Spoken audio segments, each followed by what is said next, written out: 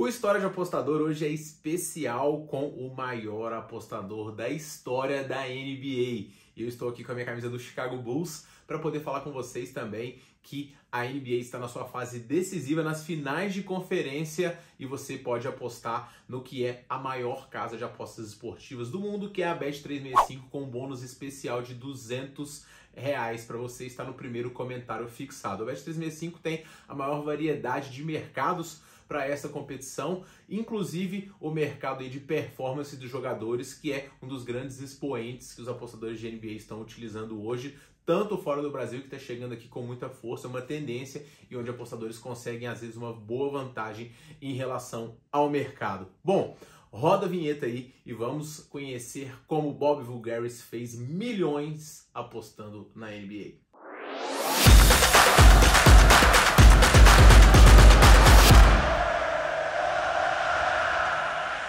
Fala, galerinha apostadora, beleza? Tudo bom? Tim Neroja aqui para mais um vídeo. Todo mês tem uma história de apostador aqui no canal, contando a história de uma personalidade muito famosa do mundo das apostas. No último vídeo eu falei sobre o Tony Bloom, que ganhou tanto dinheiro que acabou comprando o Brighton, time da Inglaterra. E se você não viu esse vídeo, tem o card aqui no final, eu vou deixar ele marcado para vocês também. Bom, Bob Voulgaris é um apostador com origem grega e que começou a apostar desde cedo. O seu pai era um apostador também, só que mal sucedido, e logo que o Bob formou-se no ensino médio, seu pai pegou ele e levou para uma viagem a Las Vegas, onde eles ficaram 2 meses lá na cidade das apostas, e ele viveu esse mundo durante muito tempo. O seu pai ficava jogando blackjack e ele, como só tinha 18 anos e a maioridade lá é 21 e não podia entrar para assistir o seu pai jogar, o que ele fazia? Ficava nas sportsbooks assistindo muitos e muitos jogos de basquete. Ele foi tomando anotações e foi percebendo naquele ambiente que a maioria das pessoas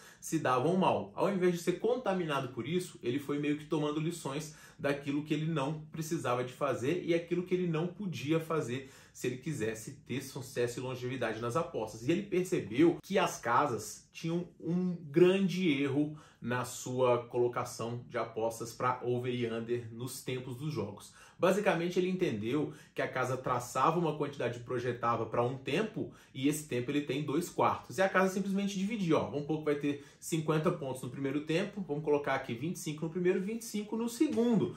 Qual que é o problema, ou qual que é o grande pulo aqui que o Bob percebeu? É que o segundo quarto, ele tem, por sua natureza, muito mais pontos do que o primeiro quarto, porque é no segundo quarto que os treinadores abusam mais dos timeouts para fazer jogadas mais rápidas e tem as faltas que levam direto aos lances livres. Então, o senso de urgência no segundo quarto é muito maior e, por conta disso, resulta em muito mais pontos. Ele também se dedicou a seguir 3 treinadores, ele sabia praticamente tudo que esses 3 treinadores faziam. E aí ele podia, num dia só de NBA, apostar mais de $1 milhão.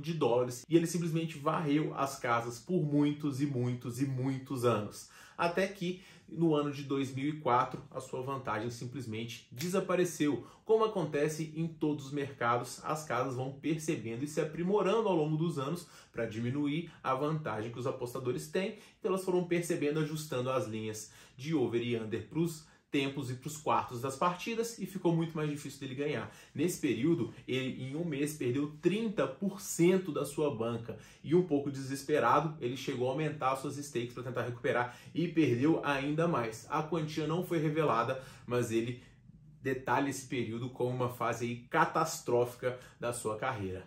Entendendo que a sua vantagem havia diminuído, ele precisou se reinventar, e foi aí que ele, inspirado por outros apostadores, inclusive pelo Tony Bloom e também pelo Billy Walters, que a gente vai trazer num vídeo especial para vocês também, ele entendeu que muitos apostadores vencedores estavam utilizando modelos matemáticos para poder auxiliar nas suas análises e nas suas apostas. Ele foi, a partir daí, com o seu conhecimento, buscando entrevistas online com alguns prodígios da matemática, até que ele encontrou um para poder começar a projetar para cada partida da NBA um determinado cenário. Então, esse modelo que ele fez, ele meio que simulava aquela partida e aí dava para ele uma projeção do que iria acontecer. Ele foi lapidando isso ao longo dos anos e isso calhou muito com a NBA passar a disponibilizar para os seus fãs as estatísticas completas de performance dos jogadores, o que parecia ser um brinde para quem amava o basquete, de ter mais e mais informações para acompanhar os seus atletas, as suas equipes preferidas. Para os apostadores virou um prato cheio de informações,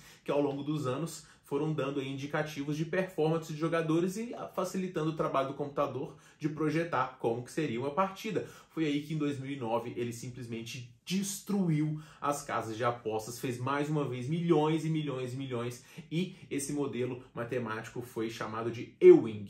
E se antes ele fazia poucas apostas, mas colocava muito dinheiro em cada uma delas, ele fazia uma média de 350 apostas por temporada, ele passou a fazer apostas em praticamente nos 1.230 jogos da temporada. Então ele volumou muito mais, ao mesmo tempo em que ele diminuiu a quantidade apostada. Com o tempo, como a gente falou, as casas vão se ajustando e ele tem percebido notoriamente o seu edge diminuir. Para continuar apostando e ganhando dinheiro, ele teria que ou aumentar o volume das suas apostas, que muitas vezes não é possível por conta do limite das casas, ou então fazer ajustes no seu modelo, o que ele vem buscando, embora entenda que a sua vantagem está diminuindo. Ele tanto entendeu isso que ele decidiu migrar e foi acreditando na sua qualidade preditiva. Ele achou que, como general manager ou atuando dentro de uma equipe da NBA, ele seria capaz de montar o melhor time já visto com a análise quantitativa e qualitativa dos jogadores. Mais ou menos um Moneyball aí, só que adaptado para o basquete. E o que aconteceu é que em menos de 5 meses o trabalho dele não deu certo e uma franquia não revelada acabou demitindo o seu trabalho.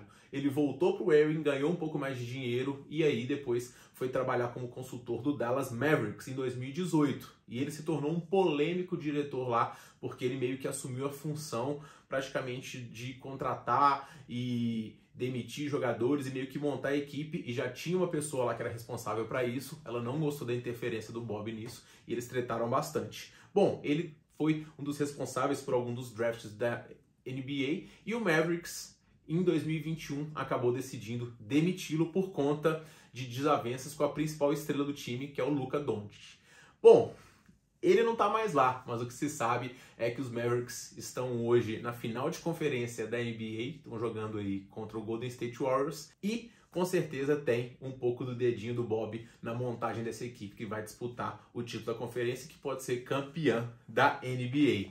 O cara fez sucesso no mundo das apostas, ganhou milhões, perdeu, se reinventou, ganhou muito mais e foi trabalhar com a NBA, foi demitido e agora o que ele quer é que o mercado norte-americano seja regulamentado, porque aí a liquidez vai ser muito maior, possibilitando com que ele ganhe muito mais e realize o seu sonho, que é comprar uma franquia da NBA. Será que ele vai conseguir? Bom, isso aí é cena para os próximos capítulos. Essa foi a história do maior apostador da história da NBA, um cara que começou analisando os confrontos, os jogos, entendendo desajustes das casas que eram básicos, mas que anos atrás, onde não tinha nem internet, conflito de informação, ele conseguiu surfar essa onda, depois se adaptou, fez um modelo quantitativo com auxílio de softwares para poder projetar linhas e hoje tem um retorno absurdo no que é a liga mais famosa de basquete do mundo e uma das mais difíceis de se apostar. Então, se você encontra um apostador vencedor na NBA, valorize-o, porque é muito difícil lucrar nessa liga.